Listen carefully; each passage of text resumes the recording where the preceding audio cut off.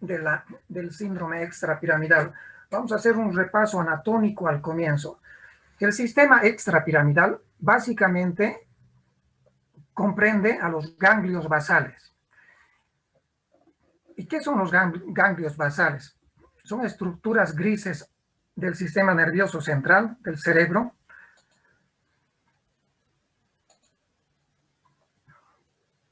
que vamos a enseguida detallar cuál es. ¿Cuál es la finalidad de esta clase? Principalmente, jóvenes, es describir a esta enfermedad, a la enfermedad de Parkinson. Esa es la finalidad de esta clase. Saber diagnosticar el Parkinson y diferenciarla de otras enfermedades que se le parecen. Esa es la finalidad de esta clase. Así que preparados para diagnosticar a un paciente que tiene Parkinson. Les decía en cuanto a la anatomía del sistema extrapiramidal. Corresponde a los núcleos de los ganglios basales. ¿Cuáles son estos ganglios basales? ¿Cuáles son? Son el núcleo caudado, ¿ya? El núcleo lenticular, que es esta estructura. No sé si pueden ver, por favor díganme si pueden ver o no. ¿Está bien la diapositiva? Sí, doctor, se puede ver.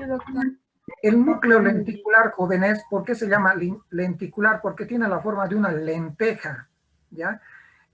Todo esto es el núcleo lenticular. Y el núcleo lenticular tiene dos partes. La parte externa, que es esto, corresponde al putamen, el putamen. Y la parte interna, que es esto, corresponde al globus pallidus, el globus pallidus. Entonces, el núcleo lenticular, resumimos, corresponde o está subdividido en un núcleo externo llamado el globus pallidus y un núcleo interno llamado el núcleo externo corresponde al putamen y el núcleo interno corresponde al globus pallidus. Entonces, hasta el momento ya tenemos núcleo caudado, núcleo lenticular, ¿ya? Con su putamen, globus pallidus. Más hacia abajo tenemos el núcleo, esto es el núcleo del tálamo óptico, el tálamo óptico. El tálamo óptico es una estación de parada sensitiva, pero también está relacionada con los ganglios basales, el tálamo óptico, el tálamo óptico. Y más hacia abajo del tálamo óptico, estos puntitos que ustedes ven, estos puntitos corresponden al núcleo subtalámico de Luis, núcleo subtalámico de Luis.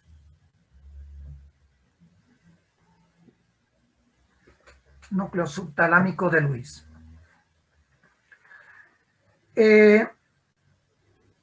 Voy a dibujar una estructura que también es un ganglio basal, que está ubicado en la parte alta del tronco cerebral.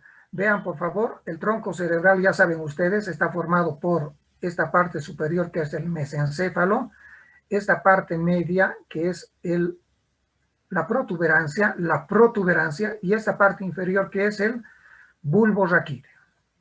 En la parte alta del tronco cerebral, es decir, en el mesencéfalo, se encuentra, ya, con rojo no importa, se encuentra una estructura grisácea, correspondiente también a los ganglios basales. Lo voy a pintar ahí. Es la sustancia nigra del mesencéfalo. La sustancia nigra del mesencéfalo. Y la sustancia nigra del mesencéfalo, jóvenes, juega un rol muy importante en la patogénesis de la enfermedad de Parkinson. Entonces, todas esas estructuras, repito, son los ganglios basales. Núcleo caudado, núcleo lenticular, tálamo óptico, núcleo subtalámico de Luis, y lo que he dibujado, o mejor dicho, la sustancia nigra del mesencéfalo. La sustancia nigra del mesencéfalo.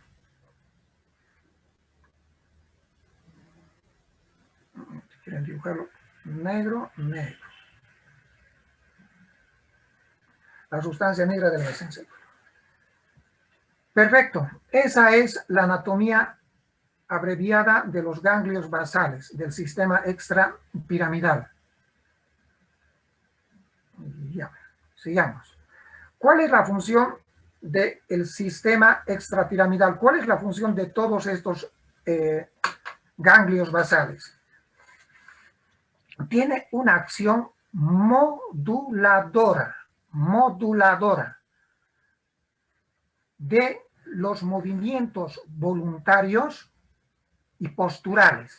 ¿Qué quiere decir acción moduladora de los movimientos voluntarios y posturales? ¿Quién realiza los movimientos voluntarios? Todos nuestros movimientos voluntarios, ¿quién los realiza? Ustedes ya saben quién. La vía piramidal. La vía piramidal. La vía piramidal. ¿Qué hace el sistema extrapiramidal? Hace que estos movimientos sean modulados, es decir, sean precisos, sean finos, sean exactos. ¿Ahora se entendió? A eso se refiere con acción moduladora. Hace que los movimientos que son ejercidos por el sistema piramidal, esos movimientos sean finos, precisos, exactos. En eso consiste la acción moduladora. En resumen, el sistema piramidal es el que nos permite realizar todos los movimientos. Pero quien hace que estos movimientos sean finos, precisos, es el sistema extrapiramidal a través de esta acción moduladora. Sigamos.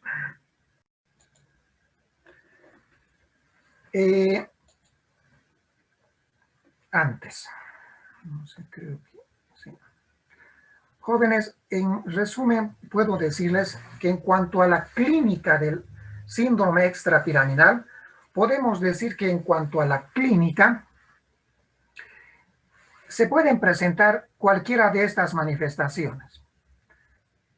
Temblor, 1, 2, rigidez, 3, disquinesias, y 4, distonías. Otra vez, temblor, rigidez, disquinesias y distonías.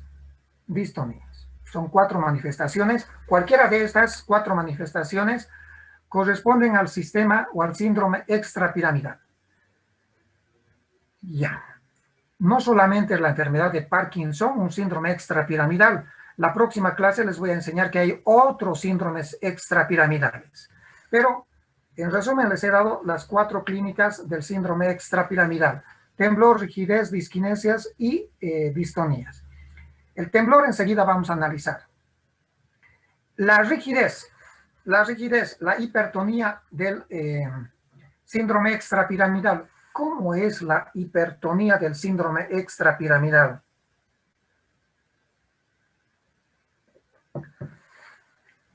¿Recuerdan o no? Me puse de lado en la anterior clase. Es en rueda dentada. Y les dije que el síndrome piramidal tiene una hipertonía desde el inicio hasta el final. Se llama en muelle de navaja. Duro. En cambio, en el síndrome extrapiramidal se van a presentar 2 clases de rigidez. 2 clases de rigidez o hipertonía, que es lo mismo, rigidez o hipertonía. Una es la rigidez que se presenta desde el comienzo duro hasta el final. Es decir, que al extender el brazo, existe una dureza, una rigidez desde el inicio hasta el final. Se llama hipertonía en tubo de plomo. Y la otra hipertonía del síndrome extrapiramidal es aquella que se presenta en gradas. Hipertonía, normotonía, hipertonía, normotonía, hipertonía, normotonía, hipertonía, normotonía. En gradas, ¿no es cierto? ¿Cómo se llama esa hipertonía? En rueda dentada, doctor. En rueda dentada. En rueda dentada. Entonces, en el síndrome extrapiramidal existe la rigidez o hipertonía en rueda dentada o puede ser también en tubo de plomo. Temblor, rigidez, disquinesias. ¿Qué son las disquinesias? Son movimientos involuntarios anormales. Movimientos involuntarios anormales, dando como ejemplo el corea, que lo vamos a analizar la próxima clase. El corea, ¿ya? La atetosis, el balismo. Son disquinesias que, repito, se caracterizan por ser movimientos involuntarios que los vamos a analizar la próxima clase. Y finalmente las distonías. ¿Qué son las distonías? Son alteraciones del tono muscular que trascienden en la actitud, que trascienden en la actitud. Distonías, alteraciones del tono muscular con trascendencia en la actitud.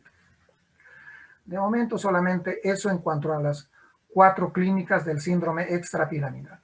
No siempre están presentes las 4 manifestaciones. Puede estar presente en una enfermedad extrapiramidal 1, 2 o más. Puede estar presente 1 o 2 o pueden estar presentes más manifestaciones. Repito, puede estar presente solamente 1. Bien, ahora sí. Antes de hablar acerca de la enfermedad de Parkinson jóvenes, nosotros tenemos que hacer un resumen respecto a las clases de temblor que existen o se pueden presentar en el ser humano. Existen 3 clases de temblor. 3 clases de temblor. El que nosotros más lo vemos y el que muchos de ustedes lo tienen es un temblor que se presenta en la postura. En la postura. Se llama temblor postural. Postural. Ese temblor nosotros lo podemos observar en nosotros mismos, en sus compañeros, o en sus tíos, o en sus papás, porque es el más frecuente. ¿Qué quiere decir postura? Que en una postura, por ejemplo, levantando la mano, se le dice levante la mano y el paciente empieza a temblar. ¿Ya? Algunos tienen un temblor leve, otros tienen un temblor severo. Es un temblor presente en una postura. ¿Ya? Otro ejemplo. Cuando ustedes están escribiendo, es una postura, ¿ya? Están escribiendo, entonces esa es una postura, empiezan a temblar, ¿ya? Cuando están agarrando un bisturí, ¿ya? Algunos cirujanos agarran un bisturí y están temblando, ¿ya? Sobre todo al comienzo, cuando están haciendo sus primeras armas de cirujano, el nerviosismo, la ansiedad nos hace temblar, ¿no es cierto? Este temblor, repito, se presenta en una postura, por eso se llama temblor postural. Y a los pacientes les decimos, a ver, levante las manitos, y les repito, algunos no tiemblan, otros tiemblan poquitito, ¿ya? Y otros tiemblan mucho. Ese temblor que se presenta en una postura determinada se llama temblor postural. Y se llama esencial también, esencial, porque en la mayoría de las veces, este temblor no tiene causa. Es esencial. ¿Ya? Algunas veces, puede ser de tipo familiar, es decir, que algún pariente tenga el temblor, ¿ya? Tenga el temblor. Se le dice, ¿y alguno en tu familia, tu papá, tu mamá, tu hermano tiene tal? Sí, doctor, mi papá también o mi mamá tiene un poquito de temblor en otra. Ese es un temblor familiar o hereditario, ¿ya? El temblor postural, repito, que puede ser esencial, puede ser familiar, o, como ocurre en la mayoría de nosotros, en algún momento podemos temblar. A ese temblor se llama fisiológico, comprende al temblor postural. Y el temblor postural, ya sea esencial, ya sea familiar o hereditario, ya sea fisiológico, ese temblor postural es benigno. benigno. Cede o va muy bien con el tratamiento medicamentoso. ¿Qué tratamiento medicamentoso, jóvenes? El propanolol, un beta bloqueante. El propanolol es un excelente medicamento para el temblor postural. Otro medicamento que es muy bueno para el temblor postural es este medicamento que se llama el misoline. El misoline. ¿Ya? El misoline. Su composición es la primidona. La primidona es el nombre, es el compuesto genérico. Y el nombre comercial es el misoline. Repito, ¿qué contiene el misoline? Primidona.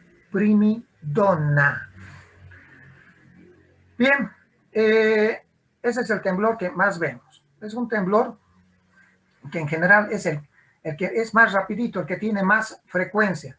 Tiene una frecuencia de más o menos de 9 ciclos por segundo. Es el que tiene mayor frecuencia, 9 ciclos por segundo. Bueno, ¿qué otro temblor tenemos? El temblor de intención. Se llama también temblor de acción o kinésico. Temblor de intención, temblor de acción o temblor kinésico. Es un temblor que se presenta al finalizar una determinada acción. Véanme, yo le digo al paciente, por favor, tóquese con la punta de su dedo, la punta de su nariz. Mire, normalmente tenemos que hacer esto, ¿no es cierto? Normalmente tenemos que hacerlo así, sin temblar. ¿Qué hace el paciente con este tipo de temblor? Miren qué es lo que hace. Al comienzo empieza bien, pero mire, al finalizar, al tocarme la nariz, miren qué es lo que voy a hacer. Al finalizar, al ya tocarme mi nariz, tiemblo. Al comienzo no tiemblo, pero al finalizar, es decir, al tocarme ya mi nariz, empiezo a temblar. Al finalizar una determinada acción, tiembla. Y ese temblor es propio del paciente con daño del cerebelo. Paciente con daño del cerebelo. Es el temblor que tiene baja frecuencia, es el temblor que no tiene mucha oscilación. En promedio tiene de 3 a 4 movimientos, 3 a 4 ciclos por segundo. 3 a 4 ciclos por segundo. Y bueno, ¿y cuál es el temblor que nos debe interesar en esta clase? El temblor de reposo. Es un temblor, jóvenes, que su nombre lo indica. Es un temblor que se presenta estando el paciente quieto. Ya sea el paciente sentado como yo estoy. Obsérvenme, me voy a alejar un poquito. No sé si pueden ver. ¿Se puede ver o no? Sí, doctor. Sí, doctor. Yo al paciente le distraigo. Le empiezo a hablar, le pregunto su nombre, en qué trabaja. Inicialmente no está temblando, está descansando. Miren, en este caso está descansando, sus manos están descansando sobre los brazos de la silla, ¿ya? Y miren, después de unos 10, 15 segundos, al paciente, les repito, voy distrayéndole, y el paciente, miren, después de unos 10, 15 segundos, miren, ¿qué va a hacer? ¿Se puede ver? Sí, doctor. Tiembla. Es decir, que estando descansando, estando en reposo, el paciente tiembla. ¿Ya? Tiembla. Ese es el temblor de reposo. Temblor de reposo. Estando sentado, apoyando ya sea sus manos en los brazos de la silla o en sus piernas, apoyando sus manos en sus piernas, el paciente va a empezar a temblar. Estando quietito, estando en reposo, su mano empieza a temblar. Tiembla. Es un temblor propio propio de la enfermedad de Parkinson. Cuando vean un temblor de reposo, ojo, ese temblor corresponde a una enfermedad de Parkinson.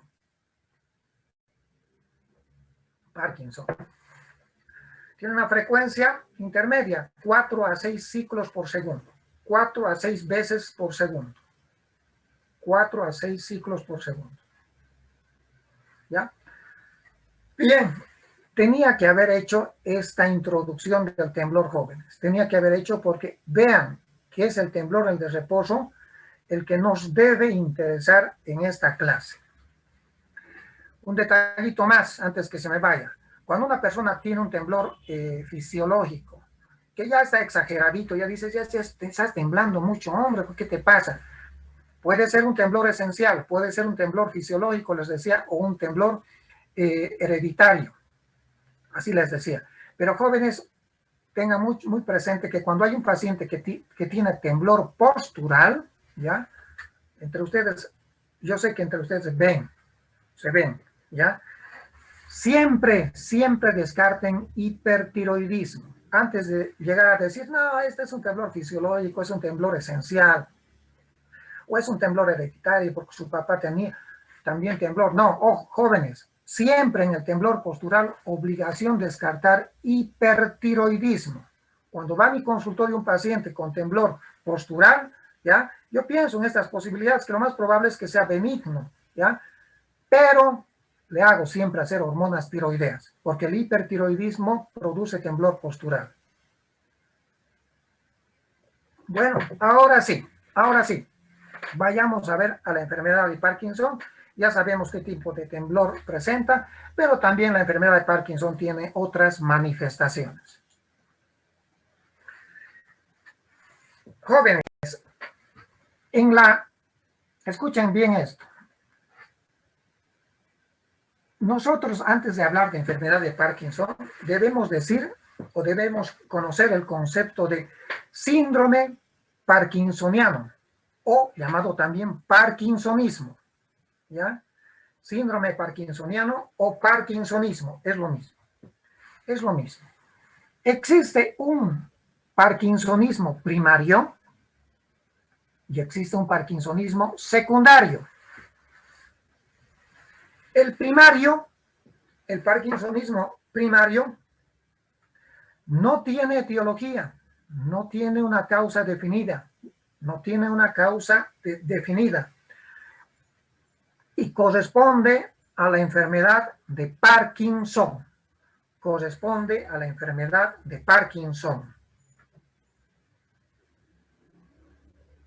En cambio, el parkinsonismo secundario o síndrome parkinsoniano secundario sí tiene causa. Y una de esas causas que están viendo acá, por ejemplo, es el uso de los neurolépticos, como vamos a ver más adelante. Es muy importante hacer el diagnóstico diferencial entre un parkinsonismo primario, es decir, una enfermedad de Parkinson, versus un parkinsonismo secundario, que puede ser, por ejemplo, por medicamentos, por neurolépticos, por ejemplo. ¿Por qué es importante? Porque, jóvenes, la enfermedad de Parkinson, sea cual fuera el tratamiento, no tiene una cura definida, no se cura, es progresivo. Así vayamos a hacer el tratamiento que vayamos a hacer, la enfermedad de Parkinson o parkinsonismo primario no tiene cura.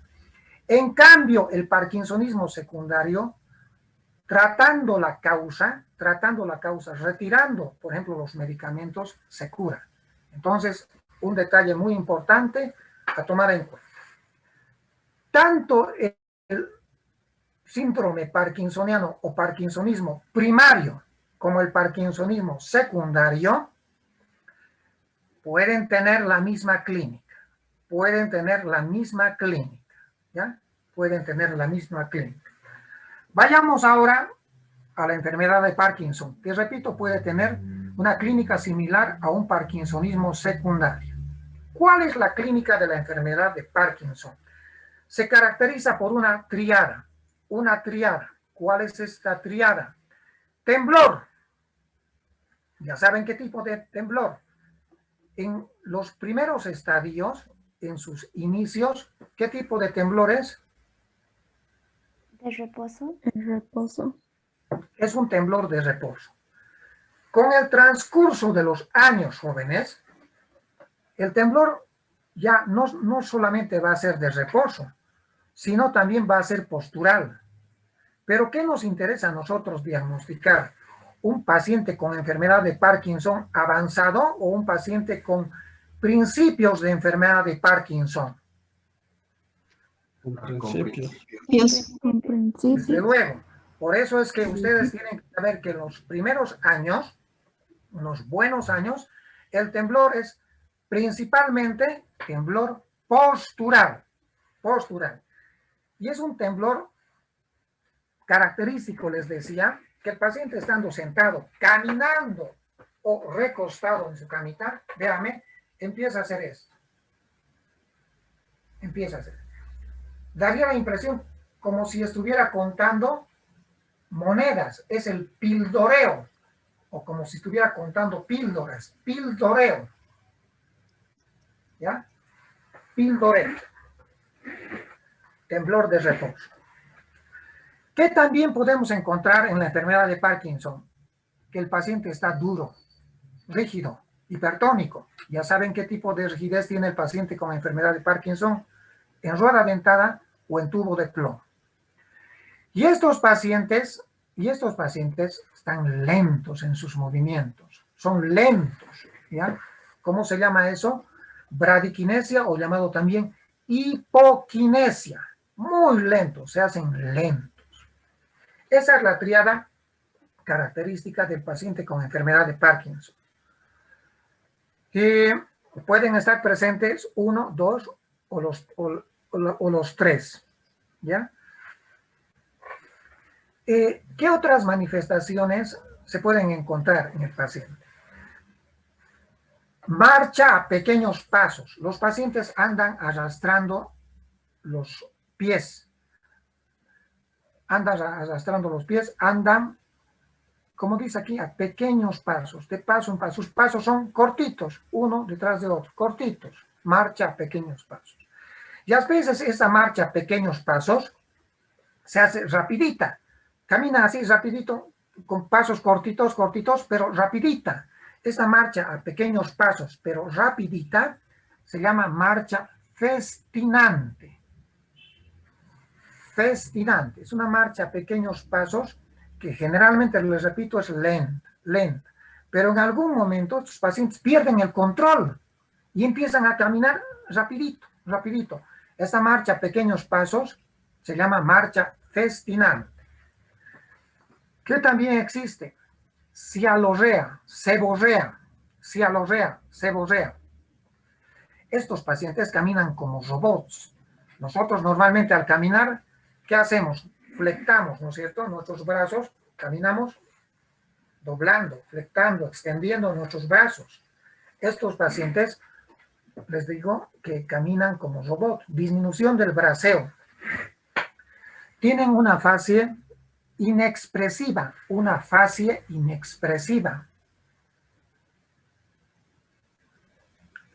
¿Cómo llaman? ¿Cómo les enseñan en su semiología? Esa fascia inexpresiva. Jugador de póker. El jugador de póker, ¿no es cierto? Esa es la fascia inexpresiva. Fascias en jugador de póker. ¿Qué más tienen estos pacientes? Estos pacientes jóvenes andan agachaditos, mirando al suelo, no pueden mirar hacia arriba, andan mirando el suelo. Entonces tienen alteración o disminución en la mirada hacia arriba, en la supraelevación de la mirada, dificultad, no pueden mirar hacia arriba, solamente están mirando al suelo, hacia abajo, no pueden ver hacia arriba, alteración en la mirada o en la supraelevación de la mirada. ¿Ya? Esas son las manifestaciones más importantes de la enfermedad de Parkinson. ¿Ya? Ahora, este detallito es muy importante. Jóvenes, característicamente, el paciente que tiene enfermedad de Parkinson, característicamente, empieza en un lado del cuerpo, no empieza en los dos lados. Detalle muy importante, empieza en un lado. Por eso se dice, tiene un comienzo asimétrico. Asimétrico. Inicio lento de comienzo asimétrico. Sigamos. Miren, al comienzo el paciente tiene, les decía, un temblor de reposo. Característicamente, al comienzo, los primeros años, cuando el paciente con enfermedad de Parkinson quiere agarrar un vaso, es decir, adopta esta postura de agarrar el vaso, deja de temblar. ¿Ah? Detalle importante, que al comienzo solamente es un temblor postural. Ya cuando adopta una postura como agarrar un vaso o agarrar un bolígrafo, etcétera, etcétera, el paciente deja de temblar. Es decir, que al comienzo solamente es un temblor de reposo, ¿ya? Y no así postural. Ya con los años, después de unos 5, 6, 7 años, el temblor es tanto de reposo como también postural. Pero al comienzo, jóvenes, es un temblor de reposo.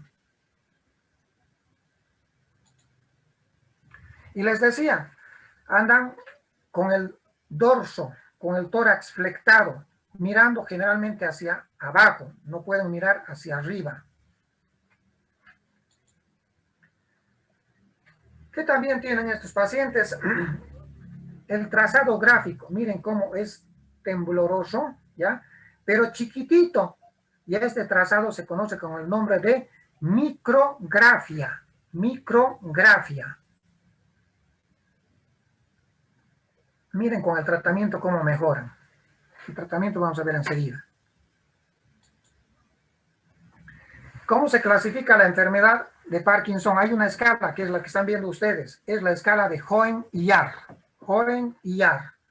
Y clasifica en 5 estadios o 5 fases la enfermedad de Parkinson. Estadio 1 o fase 1, cuando la clínica, por ejemplo el temblor o rigidez, es unilateral, es en un lado del cuerpo, unilateral. ¿Ya? Grado 2 o estadio 2, cuando la clínica de la enfermedad de Parkinson, ejemplo, temblor o rigidez, se presenta en ambos lados del cuerpo, ejemplo, en ambos brazos. Se dice es un temblor en fase 2 o bilateral, en ambos lados del cuerpo, bilateral. Estadio o fase 3, cuando, además de ser bilateral, este paciente tiene alteraciones en la postura, ¿ya? Necesita de alguna ayuda para realizar sus actividades. Se dice estadio 3 o fase 3 o moderadamente avanzado,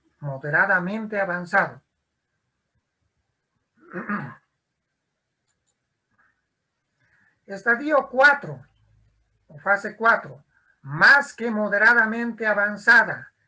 Esta fase está ya, el paciente ya está con alteraciones de la postura, con alteraciones de la marcha. Ya necesita de varias ayudas, ¿ya? Más que moderadamente avanzado, o fase 4, o estadio 4.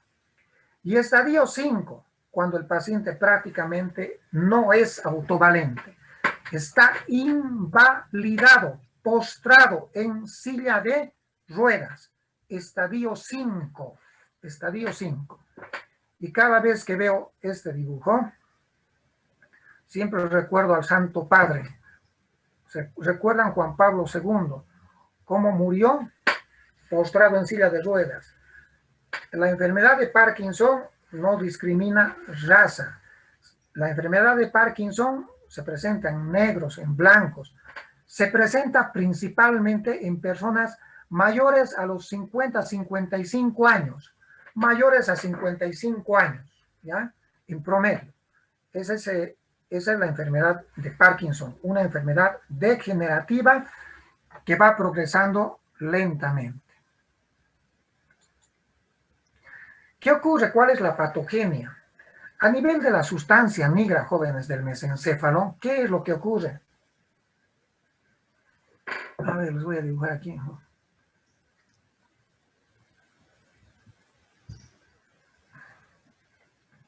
Voy a tratar de dibujar.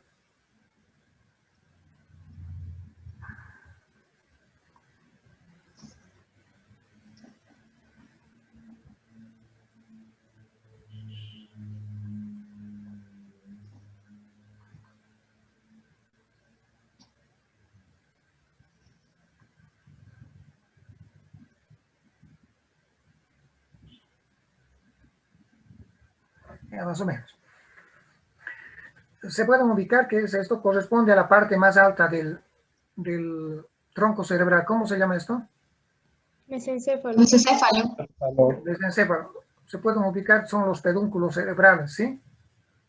Sí. Y estos son los folículos superiores. En la parte ventral del mesencéfalo, jóvenes, en la parte ventral, nosotros tenemos una estructura grisácea que corresponde a los ganglios basales. Es la sustancia negra del mesencéfalo. Acá. Y la sustancia negra del mesencéfalo, jóvenes, está formado, vamos a poner,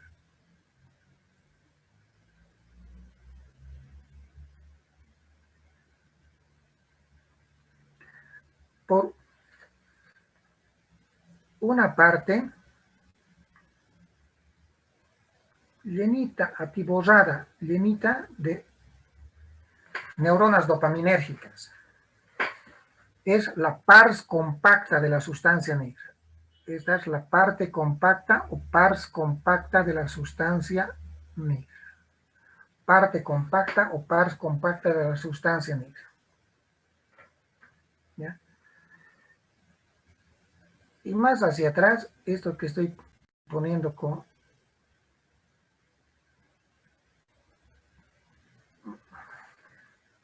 es la pars reticular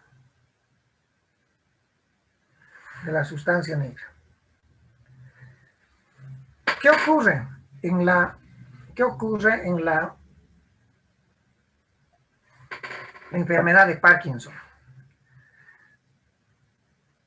Estos puntitos que corresponden a la parte compacta o pars compacta degeneran las neuronas.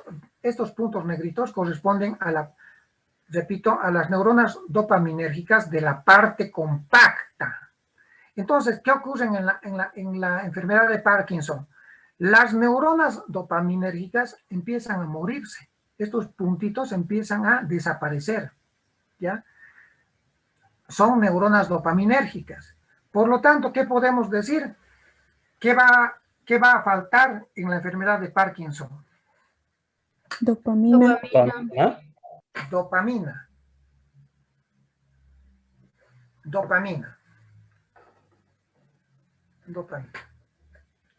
Entonces voy a borrar el dibujo porque si no, no me va a dejar avanzar. Ya, cachito. Borramos. Ya.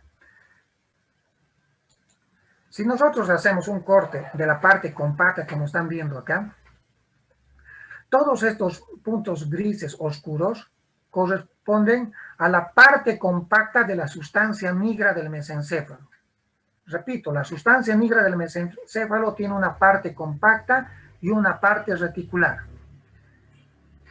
¿Cuál es la parte de la sustancia negra que produce dopamina? La parte compacta.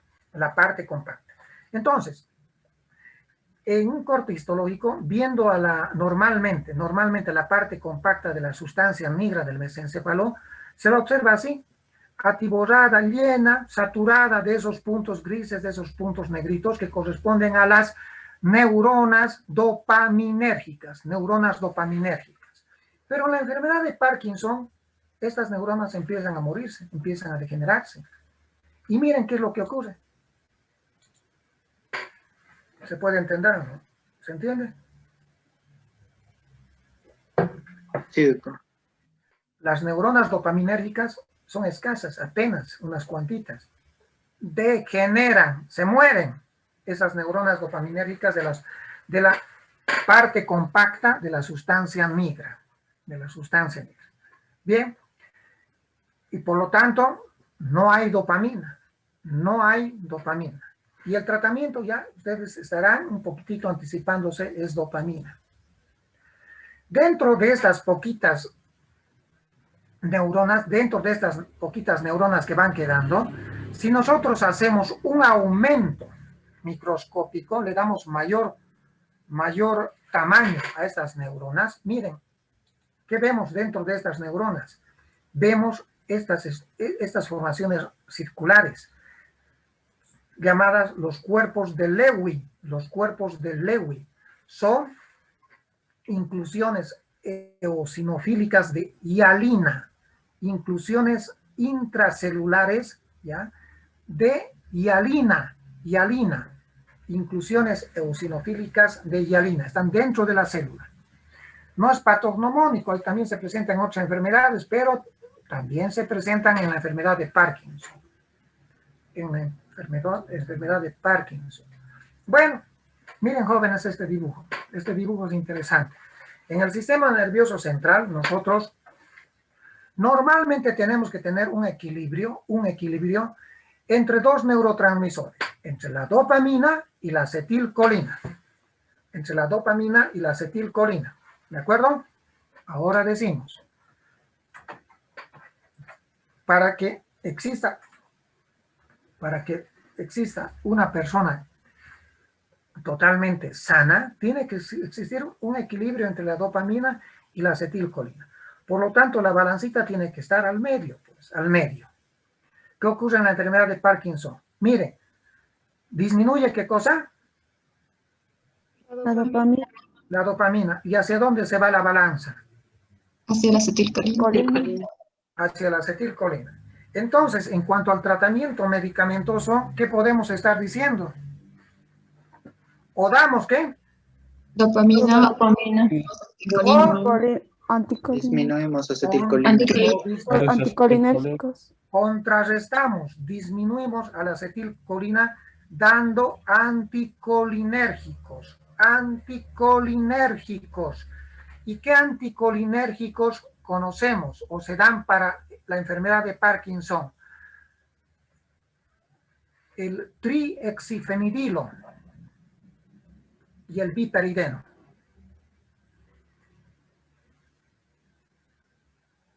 A ver.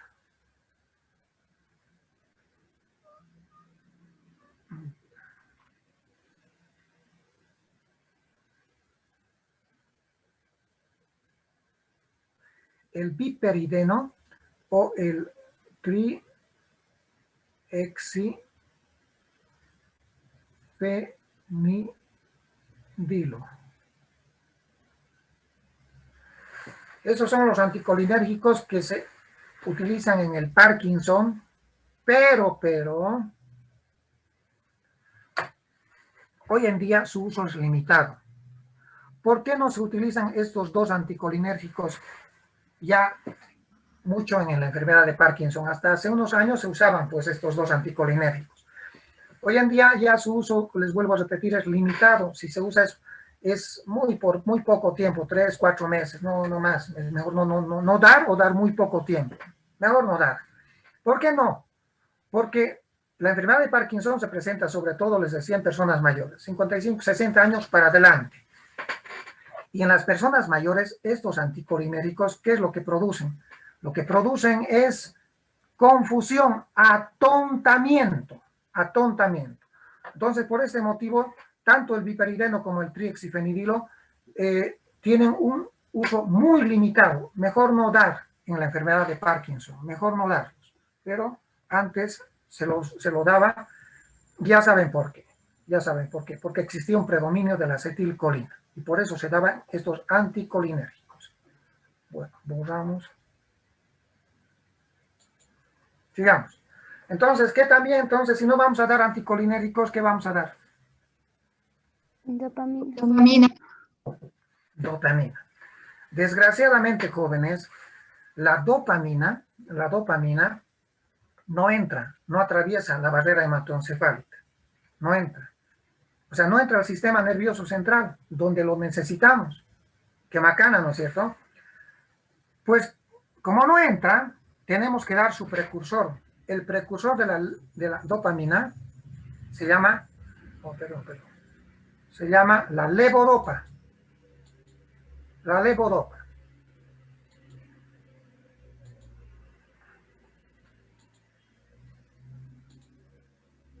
La levodopa. ¿Ya? La levodopa. Pero vamos a mejor enseñar esto en unos 5 minutos, todo lo que está escrito acá.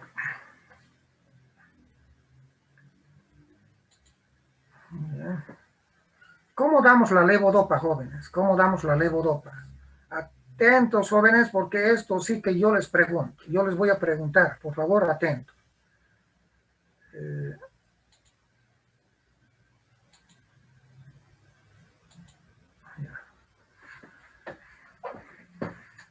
¿Se puede ver? Sí, doctor. Ya. Miren, este es un vaso sanguíneo, lo que está de rojo. Nosotros tenemos levodopa, jóvenes,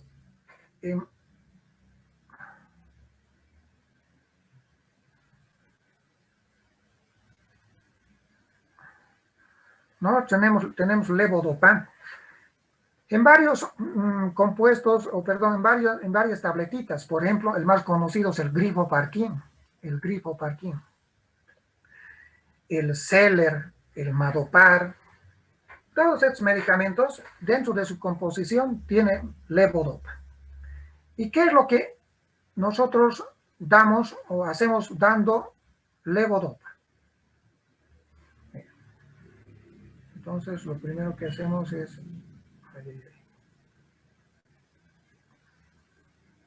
es blanco. Ya.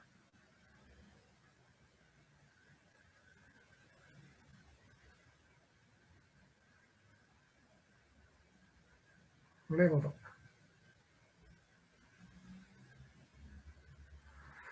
Repito, glifoparkin, Celer, Sinemet, etcétera, etcétera. Yo no les voy a preguntar nombres comerciales. Todos estos medicamentos tienen levodopa. ¿Ya?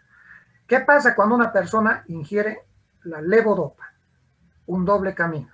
Miren, les he dicho, la dopamina no entra al sistema, no atraviesa la barrera hematoencefálica, no atraviesa, pero sí atraviesa su precursor, que es la levodopa. Entonces, nosotros en los medicamentos para la enfermedad de Parkinson utilizamos tabletitas que contengan levodopa.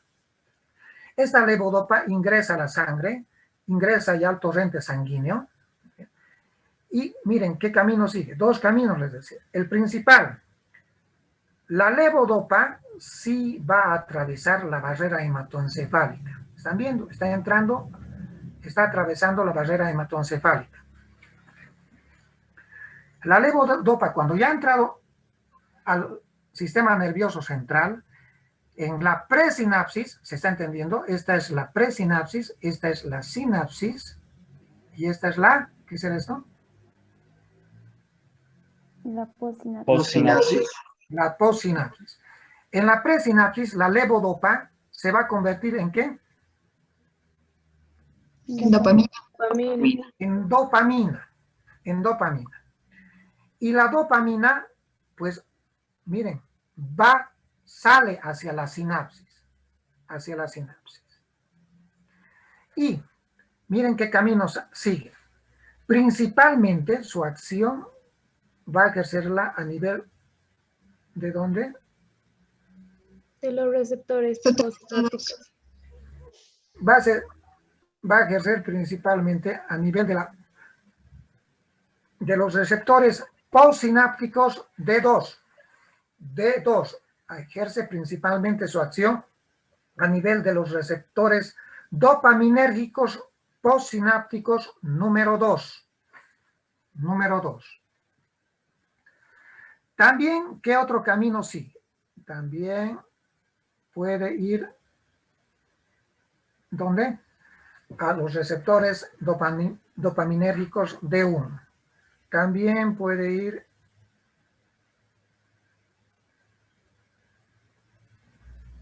a los receptores dopaminérgicos D3.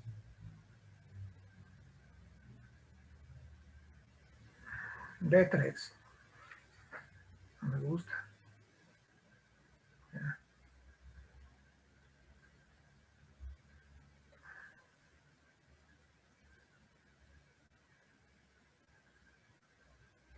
D3. ¿Qué otro destino puede tener la dopamina en la sinapsis?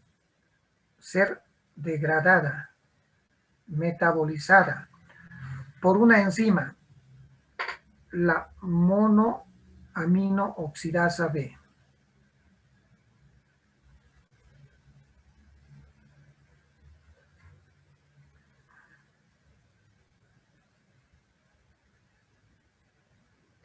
La monoaminooxidasa B. La dopamina puede también ser destruida, eliminada por la monoaminooxidasa B. No nos conviene, ¿no es cierto? No nos conviene que sea la dopamina degradada, destruida por la monoaminooxidasa B. Y el otro destino es este.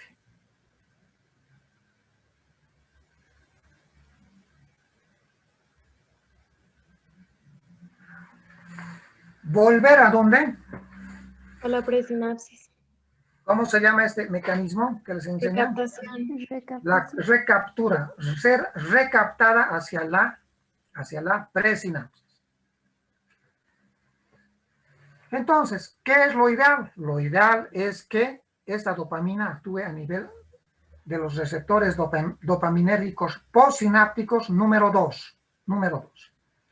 Ese es el destino en gran parte de la levodopa, que nosotros, o el paciente con enfermedad de Parkinson, a través de las tabletitas que contienen levodopa, esta levodopa se va al torrente sanguíneo y la levodopa como tal ingresa a la barrera hematoencefálica. Repito que la dopamina no entra, pero sí entra su precursor, que es la levodopa. Y la levodopa ya en el sistema nervioso central, después de haber atravesado la barrera hematoencefálica, se convierte en dopamina. La dopamina va a la sinapsis, y en la sinapsis principalmente tiene que tener su acción a nivel de los receptores dopaminérgicos número 2. Ya conocen las otras acciones. D1, D3, recaptura, etcétera, etcétera. Una gran parte sigue este camino. Y otra parte, en menor cantidad, ¿qué destino tiene o va a tener la levodopa que ha ingerido el paciente y ahora se encuentra en su torrente sanguíneo? Esta levodopa que ha ingerido el paciente, miren qué va a pasar. Gracias a estas dos enzimas, la dopa descarboxilasa y la catecol O metiltransferasa, gracias a la dopa descarboxilasa y la catecol O metiltransferasa, van a ser metabolizadas en dopamina. En dopamina, la levodopa se convierte en dopamina. Ya saben que la dopamina no entra al sistema nervioso central. Entonces, gracias a la dopa descarboxilasa y la catecol O metiltransferasa, la levodopa, ¿ya?, se convierte en dopamina, y la dopamina, jóvenes, ¿qué destino va a tener? Se va a eliminar, ¿por dónde? Por Los riñones. Por vía renal. Por vía renal, por los riñones, Vía renal. con su metabolito que es el ácido homovanílico.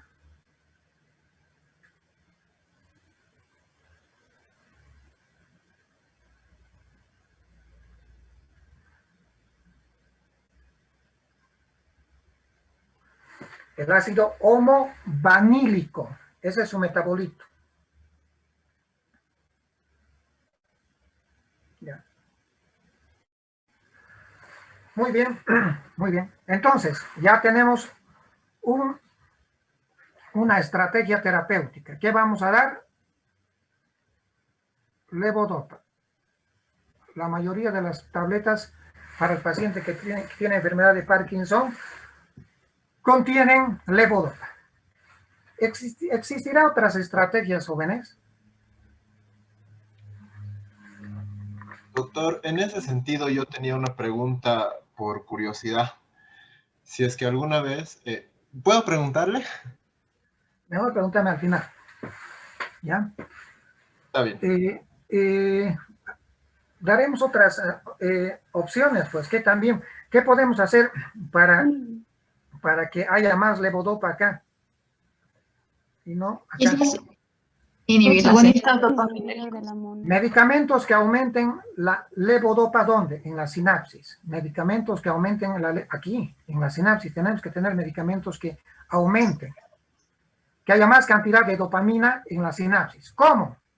Entonces,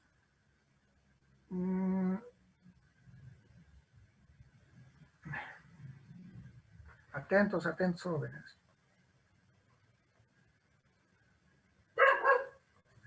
Medicamentos que aumenten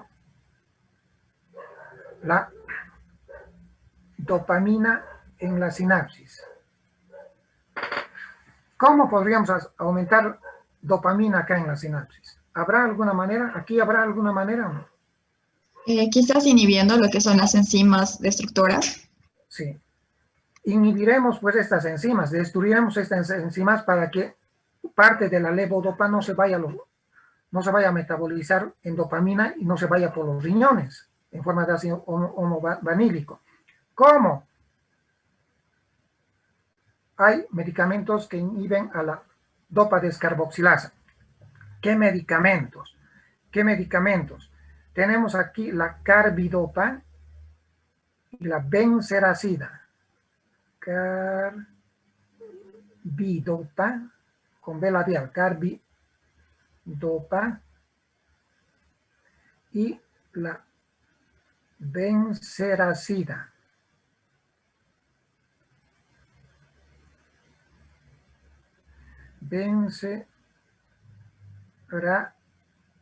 Benseracida.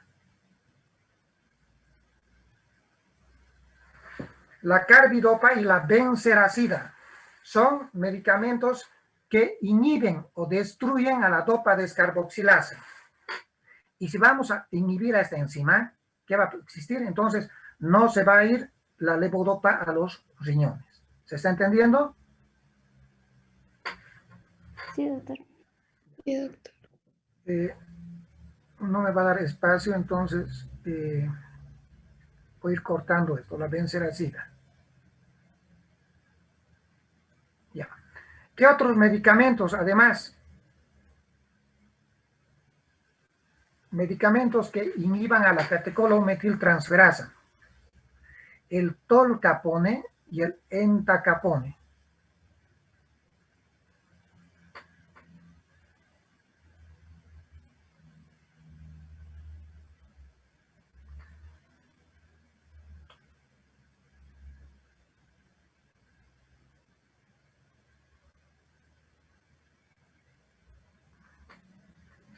El tolcapone y el entacapone, ¿qué hacen? Destruyen, inhiben a la catecol o metiltransferasa. Repito, si inhibimos a estas dos enzimas, ¿sí? Inhibimos ya sea a la dopa descarboxilasa o a la catecol o metiltransferasa, ¿qué vamos a hacer? Vamos a evitar que la levodopa se convierta en dopamina y que la dopamina se elimine a través del ácido homovanílico por los riñones. Vamos a hacer que haya más levodopa en la sangre. Y al haber más levodopa en la sangre, esta levodopa se va a ir ¿dónde? ¿Dónde? A la hora hematoencefálica. Al sistema nervioso central, convirtiéndose en dopamina, sinapsis y acción a nivel de los receptores postsinápticos dopaminérgicos D2. Bien.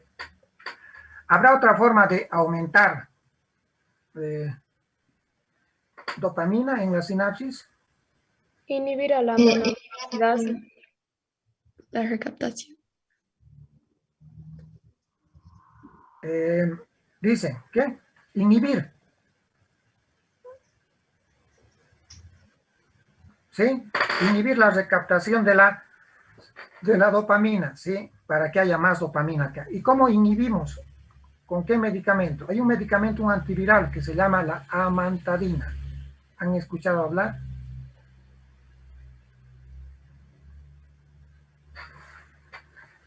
¿Han escuchado hablar o no de la amantadina?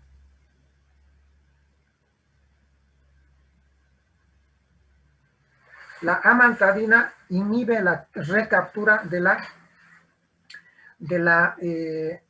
dopamina.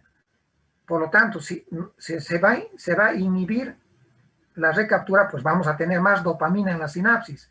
Y si hay más dopamina en la sinapsis, mayor acción a nivel de los receptores postsinápticos dopaminérgicos. No me va a alcanzar, entonces lo voy a ir borrando y vamos a abreviar nomás. Ya, amantadina. ¿Existirá otra forma? No. Inhibiendo a la enzima, a la monoaminoxidasa B. Inhibiendo a esta enzima. Sí, correcto. Correcto.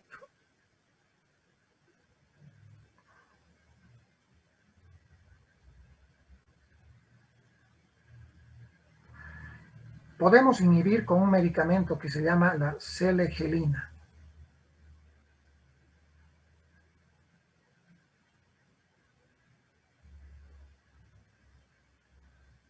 La selegelina. ¿Qué hace la selegelina? Inhibe a la monoaminoxidasa B. Ya saben que la monoaminoxidasa B, ¿qué es lo que hace? En condiciones normales, inhibe, destruye la dopamina. Entonces, pues tenemos que, como estrategia médica, tenemos que dar medicamentos que destruyan a esta enzima, la monoaminoxidasa B, como es la selegelina. Y si destruimos esta enzima, por lo tanto, más dopamina va a haber en la sinapsis. Sigamos jóvenes. Selegelina. ¿Existirá alguna otra forma? ¿Alguna otra forma, jóvenes? Yo diría eso. ¿Algo más? ¿Se les ocurre? No. Bueno, Doctor, perdón un ratito. Entonces, ya hemos dado levodopa. La segunda estrategia es dar medicamentos que aumenten la dopamina a nivel de la sinapsis, de distinta forma. Perdón, ahora sí te escucho. doctor, ¿se podrían bloquear los receptores D1 y D3 para No. que... Sirven, perdón. La acción en D1, D2, D3 es útil, sirve, pero principalmente la acción es en D2, les decía, pero no, sirve también, es útil la acción a nivel de los receptores dopaminérgicos D1, D2 y D3, es útil, no es que es inútil, sino es útil, principalmente a nivel D2, les decía. ¿Ahora se entendió? Sí, doctor, gracias. Bueno, entonces podemos decir eso. De esa forma, a través de estos 6 medicamentos que están viendo, carbidopa, benseracida, tolcapone, entacapone, amantadina, selegelina, aumentamos la dopamina que hay o que va a existir en la sinapsis. Existe, jóvenes, otra clase de tratamiento. Medicamentos que no sean dopamina, no sean levodopa, sino que tengan una acción parecida a la dopamina. Es una acción parecida. La composición química es diferente, pero actúan de la misma forma a nivel de D2. ¿Cómo se llamarán estos medicamentos? Los agonistas dopaminérgicos. Se llaman agonistas dopaminérgicos.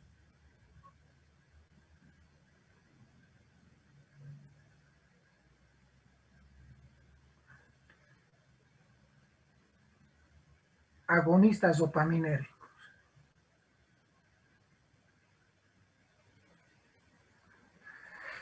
¿Qué agonistas dopaminérgicos conocemos? El pramipexol.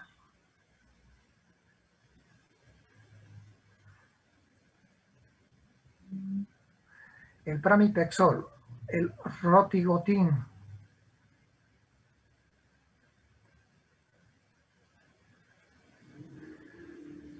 Pramipexol, rotigotin. El ropinirol. Pramipexol, rotigotin, ropinirol. ¿Qué otros medicamentos? Uno que conocen ustedes en endocrinología.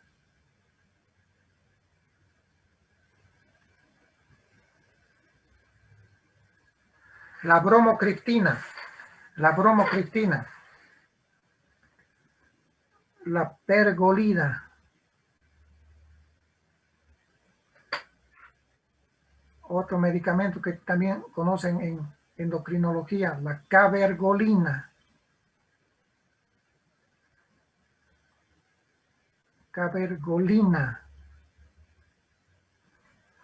La bromocriptina y la cabergolina, ¿para qué dan, jóvenes, para la galactorrea? Perdón, bromocriptina, cabergolina y también la pergolina. Estos son los 6 agonistas dopaminérgicos. ¿Y dónde principalmente van a actuar estos agonistas dopaminérgicos? En D2. D2. En D2. Principalmente actúan en D2.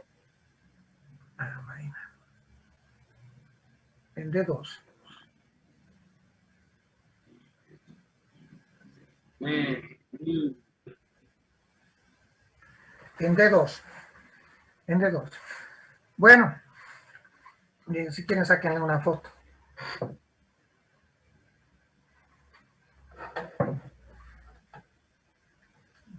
¿Puedo, jóvenes? ¿Puedo continuar? Sí, doctor. Sí, doctor. Sí, doctor. Listo.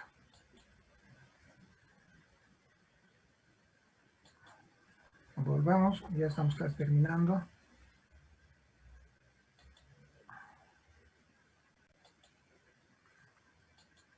Esto es lo mismo que me han visto dibujar. Creo que es mejor con el dibujo. ¿Qué tratamiento damos? Les decía, podemos dar medicamentos que contengan levodopa. Ya se decía, glifoparkin, Celler, Madopar, etcétera, etcétera.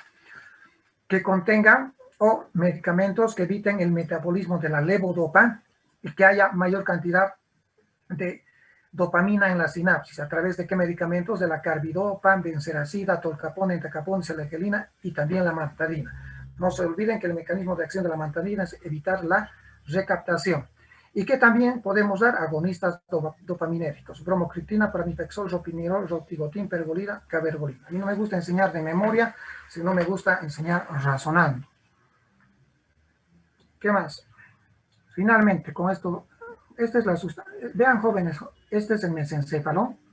Les decía, tiene una sustancia, una parte compacta y una parte reticular. En la parte compacta está donde están las neuronas dopaminérgicas. No se olviden que la dopamina que nosotros ingerimos en tabletitas, esa dopamina en el vaso sanguíneo, ¿qué va a ocurrir? Una parte se va, perdón, la levodopa, estamos hablando de la levodopa. Una parte que está en el torrente sanguíneo se va al sistema nervioso central, atraviesa la barrera hematoencefálica y esta levodopa se convierte en dopamina. Pero otra parte, no se olviden también que va a ser metabolizada y a través de la orina se va a eliminar en forma de ácido homovanílico. Ya, esto sí. Y finalmente, 3 minutos. Jóvenes, esta clase, cuidado, tengan mucho cuidado porque a veces pregunto solamente en un examen enfermedad de Parkinson. Cuidado, y les estoy enseñando paso por paso. ¿Con qué enfermedades tengo que diferenciar la enfermedad de Parkinson? Estamos hablando de enfermedad de Parkinson. ¿Cuál de estas enfermedades creen ustedes que es más importante? El parkinsonismo secundario a medicamentos. Jóvenes, la idea es esa, el mensaje es ese. No todo paciente que tiene un temblor postural es enfermedad de Parkinson. O un temblor de reposo, mejor dicho. Temblor de reposo. No todo paciente que tiene un temblor de reposo, cuidado, tiene una enfermedad de Parkinson. Cuidado, puede ser un parkinsonismo secundario. Puede ser un parkinsonismo secundario. Entonces, cuando viene a mi consulta un paciente con un temblor de reposo, desde luego voy a pensar, sobre todo si es de 50, 55, 60 o 65 años, desde luego voy a pensar en la enfermedad de Parkinson, desde luego. Pero obligación mía es descartar un parkinsonismo secundario, porque les he dicho, si ese paciente, si es un paciente con enfermedad de Parkinson, no hay cura. Este paciente va dándole medicamentos, lo que vamos a hacer es frenar, que su evolución sea lenta. Pero si es un parkinsonismo secundario, tiene cura, jóvenes, se cura. Entonces, por lo tanto, el mensaje es, la enfermedad de Parkinson principalmente hay que diferenciarla del parkinsonismo secundario. ¿A qué? Al medicamentos. Y anoten, ¿qué medicamentos? En gastroenterología tenemos el abuso de un antiemético, la metoclopramida. La metoclopramida es un antiemético. En psiquiatría, ¿qué medicamentos pueden producir parkinsonismo? En psiquiatría, el haloperidol y la clorpromacina son neurolépticos que pueden producir parkinsonismo. Cuidado. ¿Qué otros medicamentos pueden producir parkinsonismo secundario? En neurología y en otorrinolaringología, nosotros utilizamos dos medicamentos que son muy buenos para los mareos y para los dolores de cabeza, para las migrañas, como son la flunaricina y la cinaricina. La flunaricina y la cinaricina. También en neurología utilizamos un medicamento que puede producir un parkinsonismo secundario, un anticonvulsivante, el ácido valproico. Ya estamos terminando, 3 minutos. El ácido valproico. En cardiología, ¿qué medicamento puede producir? La metildopa, un antihipertensivo. La metildopa. ¿Ya? Entonces, jóvenes, mucho cuidado con estos medicamentos, porque estos medicamentos pueden producir parkinsonismo secundario. Y si un paciente o un médico no indaga, no pregunta, puede catalogarlo, no, tú tienes Parkinson. Y si le están diciendo tiene enfermedad de Parkinson, le están dando un mal pronóstico. ¿Por qué? Porque no han preguntado esto, si tomaba algún medicamento. Por favor, tengan mucho cuidado. Ese es el mensaje de esta clase. Yo a varios pacientes mayores han venido con clínica de enfermedad de Parkinson, pero felizmente, he descubierto que muchos de ellos tomaban algunos de estos medicamentos que les he mencionado, ¿ya? Y quitándoles estos medicamentos, pues han revertido su cuadro, han mejorado. Entonces, el diagnóstico principal de la enfermedad de Parkinson o parkinsonismo primario es con el parkinsonismo secundario. Hay que descartar un parkinsonismo secundario al uso de medicamentos. Otro diagnóstico diferencial, la demencia por cuerpos de Lewy. La demencia por cuerpos de Lewy, jóvenes, es un diagnóstico diferencial que hay que hacerlo. En la enfermedad de Parkinson, excepcionalmente hay demencia, excepcionalmente, ¿ya? Y si se va a presentar demencia, eso va a ser después de varios años, excepcionalmente, repito. En cambio, en la demencia por cuerpos de Lewy, ¿qué ocurre? Pues el paciente desde los principios estadios puede tener clínica de Parkinson, pero desde el principio de su cuadro, el paciente al inicio va a manifestar clínica demencial, olvidos frecuentes, alteraciones de conducta, es decir, clínica demencial presente al inicio de su cuadro. Además, en la demencia por cuerpos de Lewy hay alteraciones como son, por ejemplo, alucinaciones visuales o auditivas. Principalmente el paciente tiene alucinaciones visuales, lo que no ocurre en el paciente con enfermedad de Parkinson. La enfermedad de Wilson, con una sola L, enfermedad de Wilson, puede tener clínica parkinsoniana, pero la enfermedad de Wilson, jóvenes, es una enfermedad que se presenta más que todo en jóvenes y en adultos jóvenes. Jóvenes y adultos jóvenes. En cambio, en el Parkinson se presenta en adultos mayores, en ancianos. jóvenes o adultos jóvenes. Enfermedad de Wilson. Se presenta por una alteración en el metabolismo del cobre. En el metabolismo del cobre. Algunas veces es de carácter hereditario, donde el cromosoma involucrado es el cromosoma número 3C. 3C. En la enfermedad de Wilson puede existir clínica parkinsoniana, ¿ya? Temblor de reposo. Jóvenes, les decía. Además que en la enfermedad de Wilson no solamente hay alteraciones de los ganglios basales, sino también hay alteración del hígado, de la función hepática. Por eso se dice la enfermedad de Wilson o degeneración hepatolenticular. Degeneración hepática y del núcleo lenticular. En la enfermedad de Wilson, jóvenes, característicamente, hay unos depósitos a nivel del borde de la córnea, unos depósitos de color parduzco en el borde de la córnea que se conocen con el nombre de anillos de Kaiser y Fleischer. Kaiser y Fleischer. Les voy a dar como tarea para que vean cómo se escribe. Anillos de Kaiser con cada kilo. Kaiser y Fleischer. Ese es un dato muy interesante presente en la enfermedad de Wilson. Cuando sospechamos enfermedad de Wilson, al paciente siempre le hacemos interconsulta al oftalmólogo para que nos diga si tiene o no anillos de Kaiser y Fleischer. La enfermedad de Halle-Borden-Spass se presenta por depósitos férricos, también se presente en jóvenes, más que todo en los adolescentes, la enfermedad de Halle-Borden-Spass. Puede tener clínica parkinsoniana, pero repito, más frecuente en adolescentes, ¿ya?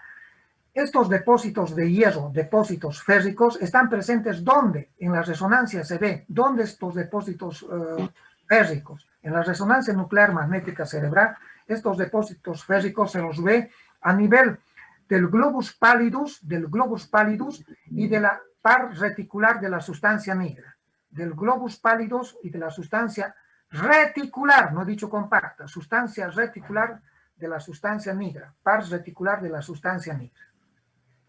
La enfermedad de Shay-Drager también puede existir clínica parkinsoniana, ya sea rigidez, ya sea temblor de reposo, ya sea bradiquinesia. Pero ¿qué es lo que caracteriza a la enfermedad de Shay-Drager?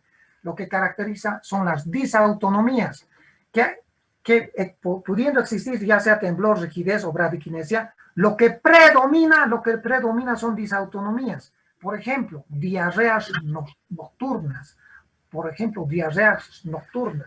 Lipotimias, entre otras. Y finalmente, la parálisis supranuclear progresiva también puede parecerse a la enfermedad de Parkinson. ¿Por qué se puede parecer? Porque aquí no hay no hay temblor, o sea, es leve. ¿Qué es lo que puede existir que haga confundirnos con una enfermedad de Parkinson? Rigidez o bradiquinesia. Principalmente puede existir rigidez, ¿ya? No temblor, les decía. No, rigidez puede existir, ¿ya? Pero, ¿cuál es la diferencia? La diferencia es que estos pacientes tienen una limitación para mirar hacia dónde. Hacia abajo. Hacia abajo. Abajo. Correcto. A diferencia del paciente con enfermedad de Parkinson, estos pacientes andan viendo hacia dónde. Hacia abajo. Hacia arriba. Andan mirando hacia arriba. No pueden mirar ¿dónde? Abajo. Abajo. Y como andan mirando hacia arriba, frecuentemente sufren caídas hacia atrás. Frecuentes caídas, ¿ya?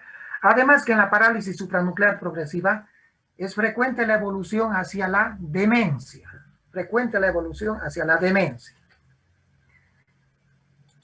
¿Listo, jóvenes?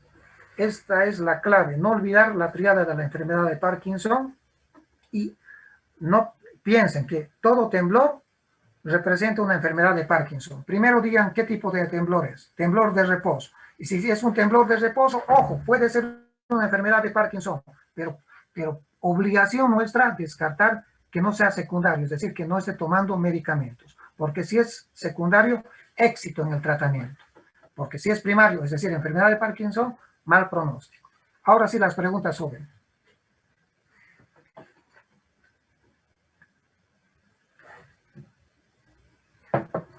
1 hora 15 minutos. Bueno, Doctor, Gracias. buenas noches.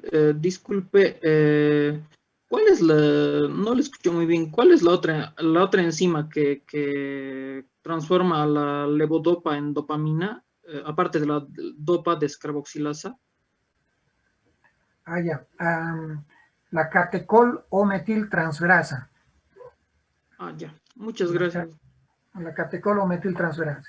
Hay un tratamiento quirúrgico también para la enfermedad de Parkinson, pero bueno, no les voy a decir por falta de tiempo. ¿Algo más, jóvenes? Doctor, buenas noches. Yo tenía una preguntita, pero analizando un poquito el proceso patológico que, en este caso, considerando etiológicamente la enfermedad de Parkinson en la zona del mesencéfalo, ¿no? En las células dopaminérgicas, mi curiosidad era si es que había habido algún estudio experimental. Claro que hablaría a nivel de las placas neuromusculares, ¿no? Porque considerando que puedan utilizarse inhibidores de la acetilcolina, si es que también se habrían utilizado algunos toxoides como la toxina botulínica, digamos. Claro, pero eso es a nivel, como tú dices bien, es a nivel de la placa neuromuscular. Cuando estemos llevando la placa neuromuscular, cuando estemos llevando los síndromes miasténicos, te voy a enseñar esto. ¿Ya? Estamos hablando a nivel del sistema nervioso central. Entonces, doctor, eso no tendría, digamos, ninguna utilidad para... En el sistema nervioso central no tiene nada que ver la toxina botulínica. Sí lo usamos nosotros en nuestra especialidad a nivel de la placa neuromuscular. Hacemos bloqueos con toxina botulínica. Pero es a nivel periférico, no es a nivel del sistema nervioso central. Gracias, doctor. ¿Alguna pregunta, jóvenes? Bien, jóvenes, ustedes me tienen que tener un poco de paciencia. 1 hora 15 minutos ha durado la clase. Porque es así, desgraciadamente, tengo que enseñarles lentamente. Y la única forma de aprender, no hay otra forma. Un poco demoro con la pizarra porque saben ustedes que no es lo mismo trabajar en una pizarra virtual que trabajar en una pizarra de la facultad, ¿no es cierto? No es lo mismo trabajar en una pizarra real. Así que me tienen que tener paciencia. Y es la única forma de aprender, con pizarra y con diapositivas. Nada más, jóvenes. Bueno, nos vemos el día jueves. Hasta luego, doctor. Gracias. Buenas noches, doctor. Muchas gracias. Hasta luego, doctor.